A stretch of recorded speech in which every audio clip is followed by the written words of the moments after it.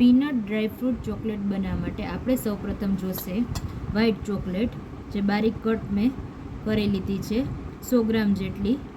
અને આ છે એ પીનટ અને કાજુ બદામને રોસ્ટ કરી લીધા છે, ત્યારબાદ એને 2 ટુકડામાં કટ કરેલા છે.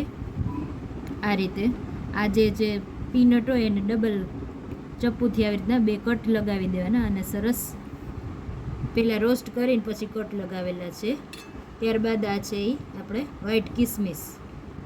હવે આ કેવી રીતે બને છે એ જોઈ લઈએ રેસીપી.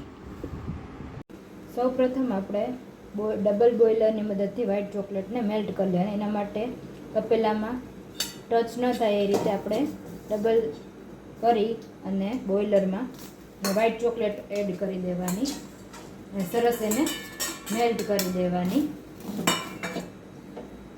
આપણે સૌપ્રથમ ડબલ બોઇલરની મદદથી વ્હાઈટ ચોકલેટને સૌપ્રથમ મેલ્ટ કરી લેવાની. સરસ રીતે મેલ્ટ થઈ જાય ડબલ બોઇલરની મદદથી.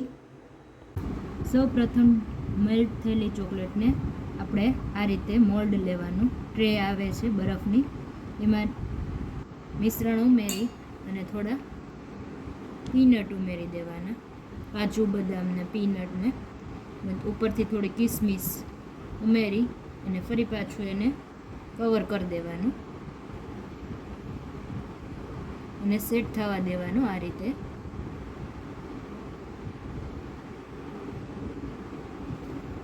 રીતે આને સેટ થવા દેવાનું. આ રીતે બધી ભરી લેવાની, જેટલી ભરાય એટલી.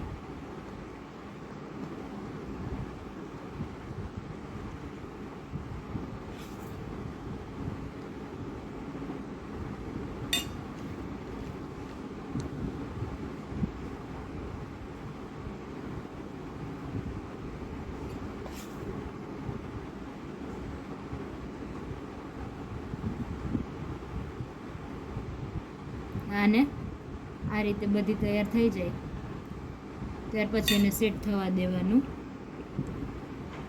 અડધી કલાક, એટલે સરસ આપણી ચોકલેટ તૈયાર થઈ જશે.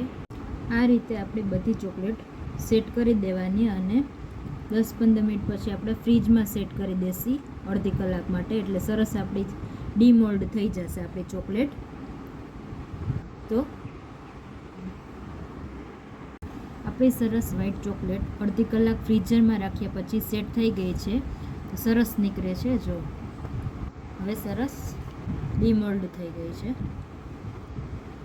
સરસ આપણી ચોકલેટ રેડી થઈ ગઈ છે. તો આપણે એને સર્વિંગ પ્લેટમાં લઈ લઈએ.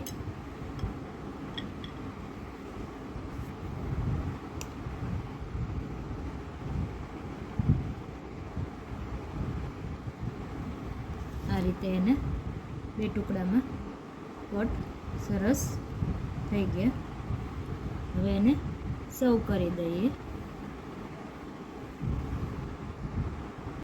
તો તૈયાર છે આપણી વ્હાઈટ ચોકલેટ, ડ્રાયફ્રૂટવાળી પીનટ ડ્રાયફ્રૂટ ચોકલેટ રેડી થઈ ગઈ છે. તમે પણ ઘરે બનાવજો, સરસ બને છે. જો આ રીતે